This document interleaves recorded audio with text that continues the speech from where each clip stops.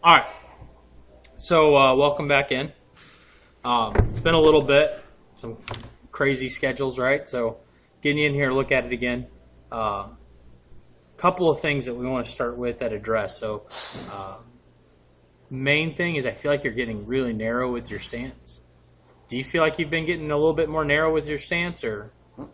So width of stance wise, we're really narrow there. You're going to be just barely inside almost your hips.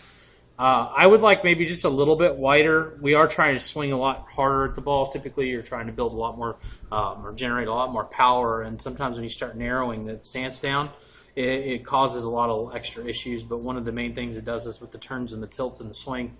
Typically, it creates more rotation in the hips, and not necessarily a bad thing to rotate the hips. But if we were over rotating them, we're not building the right amount of torque that we need. So just something to look at as we go through to the top of your swing.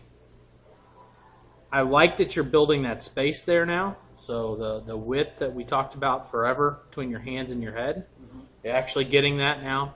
I like where everything's staying in front of your chest a lot better. We'll pull the numbers up there. You're getting a nice full turn. So that's plenty of shoulder turn. That's 90 degrees of turn. That's actually more turn than you did before when that club was wrapped around your neck. Right? So we're actually turning into the 90s where before you were only into the 80s, which is really nice to see. Your hips didn't overturn, which is nice at 45. I feel like you could still build a little bit more torque there. You know, you could reduce those hips a little bit if you needed to, but for the most part, it's not too bad.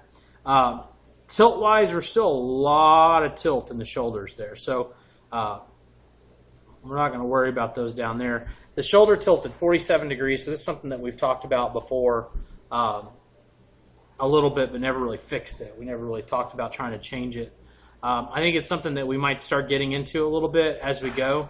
I feel like it's not killing us that bad because you're not getting into the situations. As long as your swing path is staying good and things like that, I'm okay with it a little bit. I feel like if we went back trying to get less tilt, I feel like you'll probably try to start wrapping your arms around you again. So maybe hesitant on that right now. What I want to look at is still hinging those wrists a little bit more at the top because there's still not quite the power in the wrist, and all the big power hitters are going to have a lot more hinge in their wrist there. So it's creating it, maybe increasing that as you start down versus holding and then decreasing it.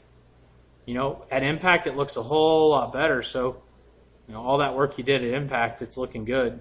Not a lot of breakdown in that wrist anymore, is there? So that's good news and good extension through. So that looks good too. So a lot of good pieces there.